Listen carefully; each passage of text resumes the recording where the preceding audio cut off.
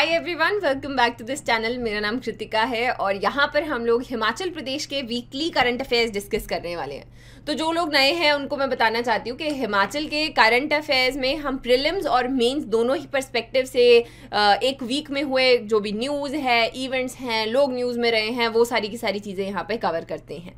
कभी कभी स्टेट की न्यूज़ थोड़ी कम होती है तो हम लोग 2 वीक्स को साथ में भी यहाँ पे इकट्ठा कर लेते हैं। अभी हर एक हफ्ते में एक वीडियो या 2 हफ्ते में एक वीडियो जो है, इससे आपको काफ़ी ज़्यादा फ़ायदा हो सकता है और आने वाले टाइम में आप कोई भी वीडियो को मिस ना करें, इसके लिए subscribe and do hit the bell icon. और अगर आप एचएस की तैयारी कर रहे हैं, आपको किसी भी तरीके के सवाल हैं, तो आप मुझे भी यहाँ पे अप्रोच कर सकते हैं। उसके अलावा इनके पीडीएफ्स आपको हमारे मोबाइल एप्लीकेशन पर मिलते हैं, जिसका लिंक डिस्क्रिप्शन बॉक्स में दिया गया है।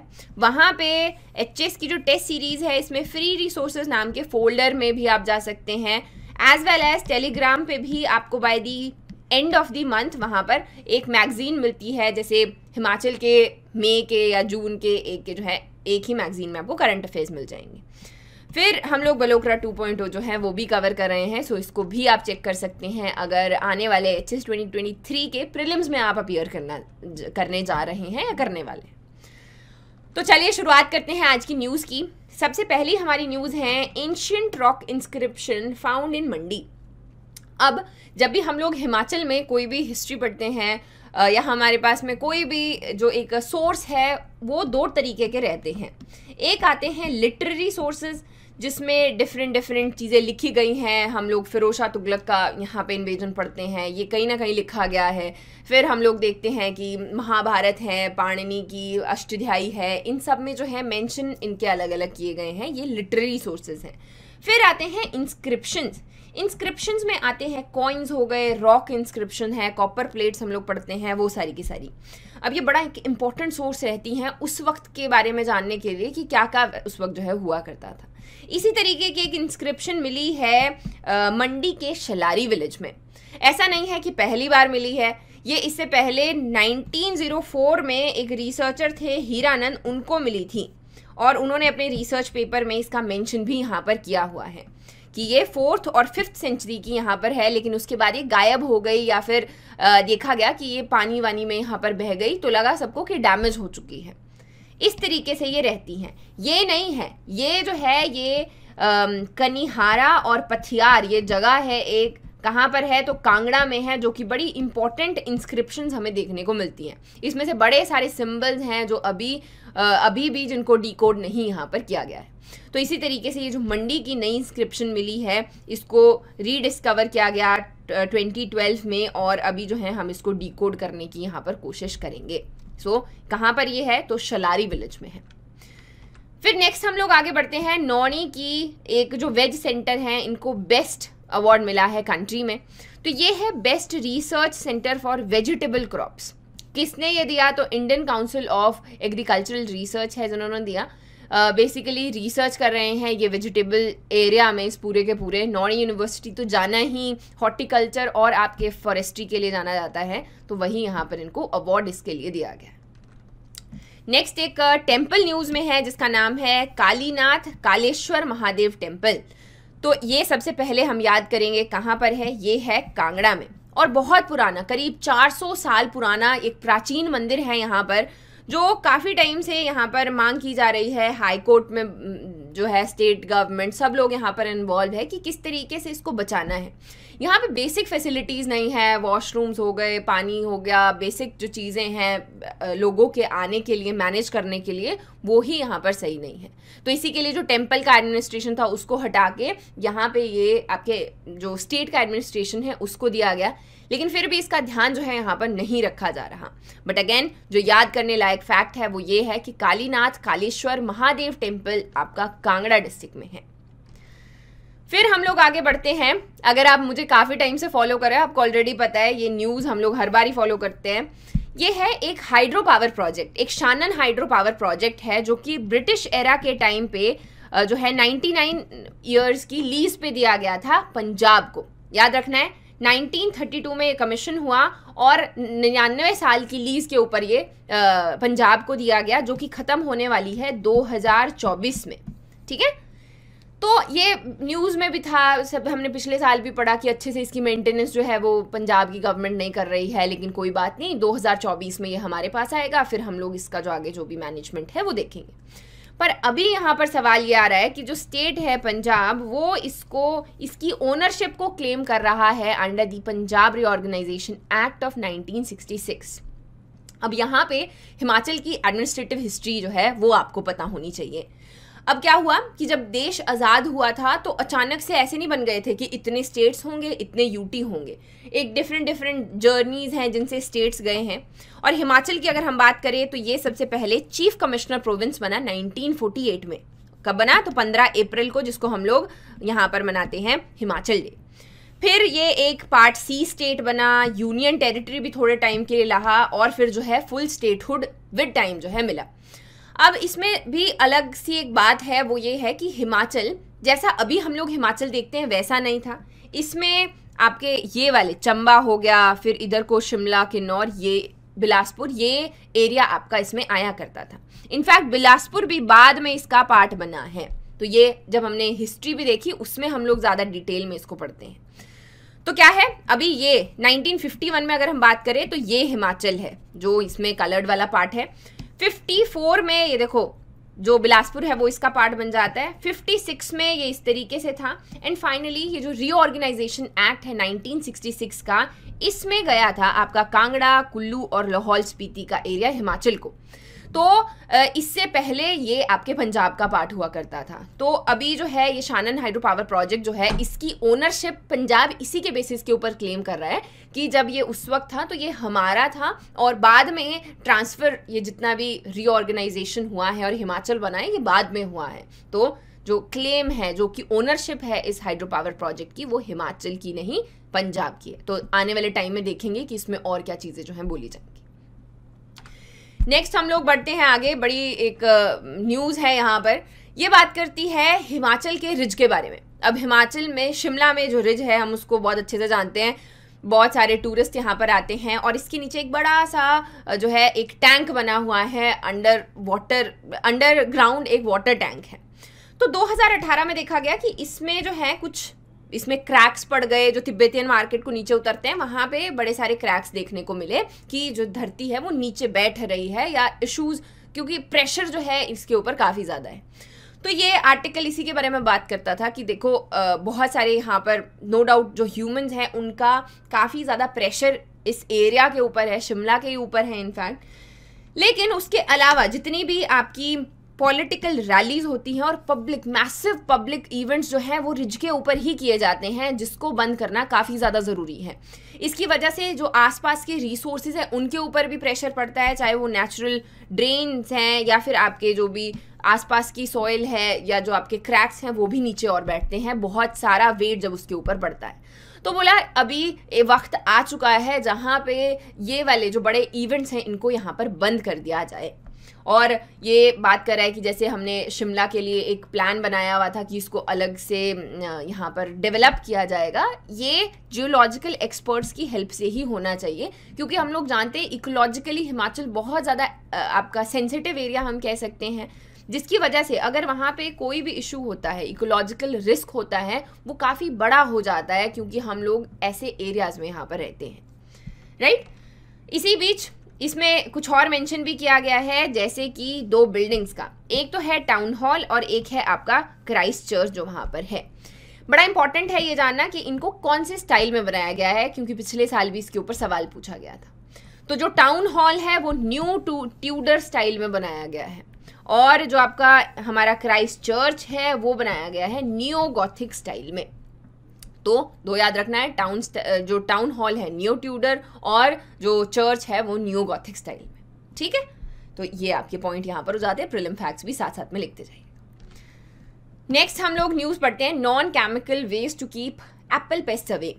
तो हिमाचल में बहुत सारा एप्पल उगाया जाता है, इनफैक्ट जम्मू को और हिमाचल को एप्पल स्टेट्स ऑफ इंडिया कहा जाता है ना। इसमें से जितनी भी टोटल फ्रूट की प्रोडक्शन होती है हिमाचल में, उसमें से 81%, ये इस साल का सर्वे है वो कहता है कि 81% जो है वो एप्पल है। इसी में और चीज़ें भी हैं, टेम्परेट फ्रूट्स हैं, nuts and dry, citrus fruits जो कि हम लोग शिवालिक बेल्ट्स में और उगाना चाहते हैं, और उसके लिए ही हमने शिवा प्रोजेक्ट भी यहाँ पर शुरू किया हुआ है। तो अभी ये बात कर रहा है कि हम लोग ना इसमें बहुत सारा इंसेक्टिसाइड, पेस्टिसाइड इनका स्प्रे करते हैं जो कि अच्छा नहीं है। बहुत सारे ऑल्टरनेटिव नॉन केमिकल वेज हैं जिसमें हम केमिकल्स का यूज़ ना करें, जिनको यहाँ पर अगेन पेस्ट को या इंसेक्ट्स को दूर रखने के लिए किया जा सकता है। ठीक है, तो इन एरियाज़ में हम लोग देखते हैं एप्पल उगाया जाता है, और ये जिन भी ये आपके लिए है पढ़ने के लिए, इनको पढ़ लेना है एक बार। इसमें बेसिकली ये बात कर रहा है कि देखो एक इंसेक्ट जब बनता है तो वो सीधे ऐसा नहीं होता कि वो कीड़ा बनेगा और वो आपका जो भी एप्पल लगा है उसको ख़राब करना शुरू करेगा। उससे पहले वो लार्वा होता है। तो इसमें बड़े ऐसे देसी कह सकते हैं, देसी नुस्खे दिए हुए हैं, जैसे कि आप जो है केरोसिन में डिप करके कॉटन को अगर वहाँ पे पेड़ में होल करके वहाँ पे डालते हो, या फिर आप छोटा सा एक बैग लगाते हो हवा में, जिससे और धुआं लगाओगे तो सारे के सारे जितने भी ये छोटे कीड़े हैं ये उस बैग में इकट्ठे हो जाएंगे। सो इस तरीके से बेसिक से, या हम कह सकते हैं नॉन केमिकल वे से डिफरेंट टेक्निक्स जो हैं दी गई है कि कैसे इन बीटल्स को, इन इंसेक्ट्स को दूर रखा जा सकता है विदाउट एनी इंसेक्टिसाइड और पेस्टिसाइड। तो ये आपके पढ़ने के लिए है, एक अच्छा आर्टिकल है, you will give it a good read. Next हम लोग आगे बढ़ते हैं, mock drills to tackle natural disaster held in Kangra. अब आसान भाषा में देखो, हमारे हिमाचल में जब हम डिज़ास्टर मैनेजमेंट पढ़ा हमने, तो उसमें देखते हैं कि बहुत सारी डिज़ास्टर्स हिमाचल में होती हैं। टोटल नंबर ऑफ डिज़ास्टर 33 होती है, जिसमें से 25 जो है हिमाचल में हो सकती हैं, जिसमें से आपका बादल फटना हो गया, लैंडस्लाइड है, देन हमारा माइनिंग की वजह से जो है बहुत सारे नेचुरल डिज़ास्टर यहाँ पे होते हैं। सो बड़े सारे, स्पेसिफिकली कांगड़ा की जब हम बात करते हैं, यहाँ पर काफ़ी सारे लैंडस्लाइड और फ्लैश फ्लड्स हमें देखने को मिलते हैं। अब लोगों को अवेयरनेस देना बहुत ज़्यादा इंपॉर्टेंट है कि किस तरीके से वो खुद को मैनेज करें। सेल्फ मैनेजमेंट जो हो जाएगी ना, क्योंकि एकदम से स्टेट की अथॉरिटीज़ तो है वहाँ पे नहीं पहुँचेंगी कि फटाफट से इवैक्यूएट कर दिया ये सब कुछ। सबसे पहले लोगों को जो है थोड़ी बहुत ट्रेनिंग यहाँ पर दी जा रही है, मॉक ड्रिल्स करवाए जा रहे हैं, ताकि लोगों को पता हो कि अगर इस तरीके का कोई भी उनके ऊपर इशू आता है, प्रॉब्लम्स आती हैं, तो उनको किस तरीके से खुद को मैनेज करना है और अपनी फैमिली को यहाँ पर मैनेज करना है। ठीक है, स्पेसिफिकली हम बात कर रहे हैं न्यूगल की। तो न्यूगल ब्यास की एक बड़ी इंपॉर्टेंट यहाँ पर ट्रिब्यूटरी है। ऐसे ब्यास बहती है, यहाँ पर न्यूगल ऐसे आती है, और ये बात करती है कि जो ब्यास है वो अपना कोर्स चेंज कर रही है just because of illegal mining. मैं अक्सर ये बात करती हूँ, इलीगल माइनिंग कांगड़ा में सबसे ज़्यादा की जाती है, और हिमाचल में कांगड़ा एक लौता डिस्ट्रिक्ट है जहां पर इलीगल माइनिंग एक नॉन बेलेबल ऑफेंस है, यानी कि अगर आप इलीगल माइनिंग करते हुए पाए जाएं तो आपको बेल भी यहाँ पर नहीं मिलेगी। ठीक है, फिर हम लोग चक्की, खड, जितनी भी ब्यास की ट्रिब्यूटरीज हैं, यहाँ पर ढेर सारी इलीगल माइनिंग होती है, जिसकी वजह से वहाँ पे बहुत सारे फ्लैश फ्लड्स और लैंडस्लाइड्स होते हैं। तो लोगों को उसी के लिए यहाँ पर रेडी किया जा रहा है, या फिर मॉक ड्रिल जो है वो करवाए जा रहे हैं। नेक्स्ट आ गए हम लोग आगे, Jispa to get ice hockey rink sports complex. यहाँ पे जिस्पा पता होना चाहिए बस आपको कहाँ पर है।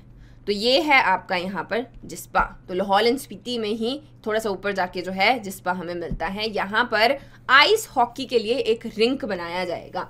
तो लाहौल एंड स्पीति हम लोग जानते हैं कि एकदम ढेर सारी बर्फ़ यहाँ पर रहती है, फ्रोज़न लेक्स हमें देखने को मिलती हैं, फ्रोज़न एरिया काफ़ी सारा होता है। तो आइस हॉकी यहाँ पे बड़ा एक इम्पॉर्टेंट जो है एक टूर्नामेंट यहाँ पे ऑर्गेनाइज करवाए जा सकते हैं नेशनल और इंटरनेशनल लेवल पे। तो उसके लिए इंफ्रास्ट्रक्चर हम कह सकते हैं तैयार किया जा रहा है। तो ये आपका स्पोर्ट्स टूरिज्म का पार्ट यहाँ पर बन जाएगा, स्पोर्ट्स टूरिज्म का भी, या हम स्नो टूरिज्म का भी इसको पार्ट यहाँ पर कह सकते हैं, राइट। तो जिस्पा है लाहौल एंड स्पीति में।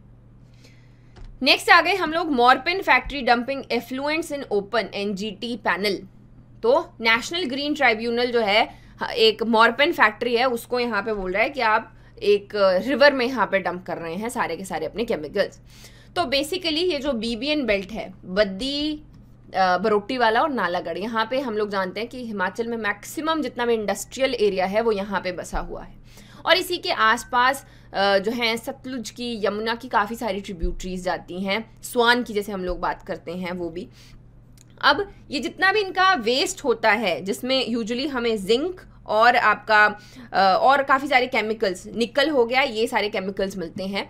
ये जो हैं किसी भी वाटर बॉडी में यहाँ पर डाल दिए जाते हैं ओपन करके, और फिर ये आगे बहते हुए आगे पंजाब की तरफ आते हैं। अब किसी ना किसी फॉर्म में ये पानी हमारी फूड जो साइकिल है उसमें कहीं ना कहीं मिक्स होगा, और ये जो जिंक है ये काफ़ी ज़्यादा इशू यहाँ पे क्रिएट करता है, ना सिर्फ ह्यूमंस के लिए बल्कि एनिमल्स के लिए, प्लांट्स के लिए। ये जो जिंक की हम लोग बात करते हैं ये ढेर सारी हेल्थ कॉम्प्लिकेशंस भी यहाँ पर लेकर आता है। ठीक है, फिर हम लोग आगे बढ़ते हैं जी। 68 children to take part in Bal Vidhan, अभी ये यहाँ पर हो भी गया है। तो ये जो वीडियो है ये भी आप लोग यहाँ पे देख सकते हो, बहुत ही इंटेलिजेंट, बहुत ही टैलेंटेड बच्चे और किस तरीके से यहाँ पे बात कर रहे हैं, बहुत ही खूबसूरत। तो बेसिकली बाल विधानसभा है क्या, यहाँ पे ना जो 17 साल से बच्चे नीचे हैं उनको अपॉर्चुनिटी दी जाती है, और बहुत अच्छे अच्छे पॉइंट्स यहाँ पे ये बोलते हैं, और गवर्नमेंट को रिप्रेजेंट करती है। एक ऑपोजिशन बैठता है, एक जो है सीएम की सीट पे यहाँ पे बच्चे बैठते हैं, और बहुत ही शानदार तरीके से ये हिमाचल को ऐसे दर्शाते हैं। बहुत ही, मुझे तो बहुत पसंद आई।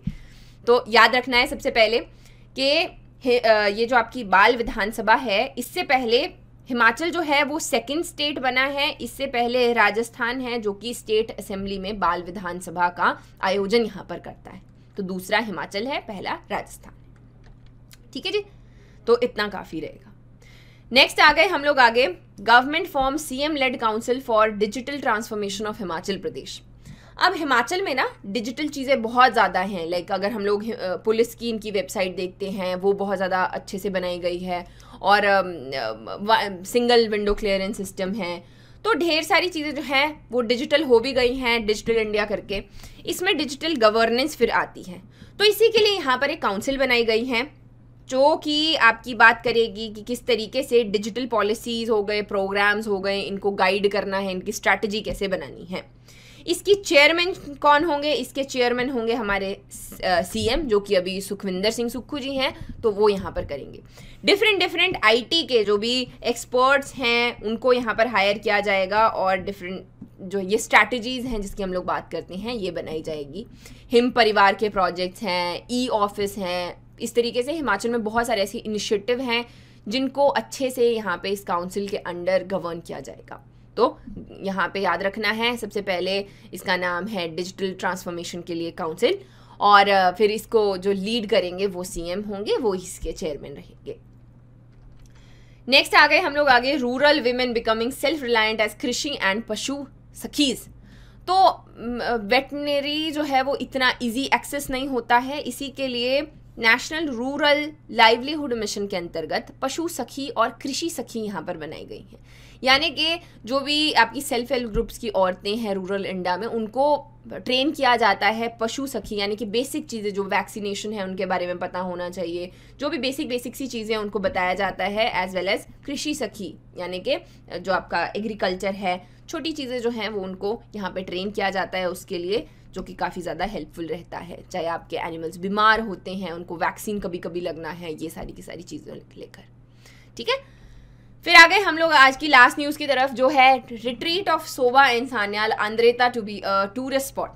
आसान भाषा में अंद्रेता एक छोटा सा गांव है, हेरिटेज विलेज है कांगड़ा का, जिसके ऊपर बहुत ज़्यादा ध्यान नहीं दिया जा रहा, और ये न्यूज़ में रहता है कि इसको हमें प्रिजर्व करने की ज़रूरत है। अब ये जो अंद्रेता है ये फेमस है सोवा सिंह जी के लिए, जो कि हिमाचल में बड़े एक पेंटर हुए, और ये थोड़े कंट्रोवर्शियल भी थे। इन्होंने जो सिख गुरुज हैं उनको यहाँ पर बनाया। सोनी महिवाल इनका एक बड़ा इंपॉर्टेंट पेंटिंग यहाँ पर हम लोग जानते हैं। तो इन्हीं करके जो है ये अंद्रेता विलेज यहाँ पर काफ़ी ज़्यादा फेमस है। अभी भी यहाँ पे पोएट्री भी होती है, एज वेल एज पॉटरी जिसको हम लोग कहते हैं। आप देख सकते हो अलग अलग चीज़ें आर्ट के लिए बेसिकली यहाँ पर ये फेमस है। और बहुत सारे राइटर्स या फिर आपके जो पोएट्स हैं वर्ल्ड फेमस, उनके लिए भी ये जाना जाता है, जैसे कि नोरा रिचर्ड्स। ये हैं आपकी नोरा रिचर्ड्स, ब्रिटिश पीरियड की ये यहाँ पे प्ले राइटर रही हैं।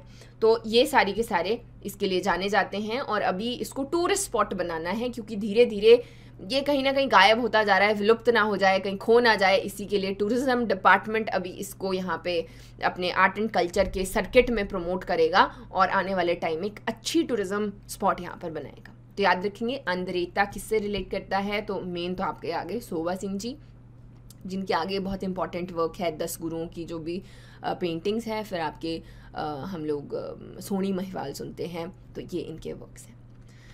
So that is it for today. I hope आपकी प्रिपरेशन में हेल्प करेगा आपका ये lecture, and I wish you all the very best. Thank you for watching, and hit the bell icon and like and subscribe.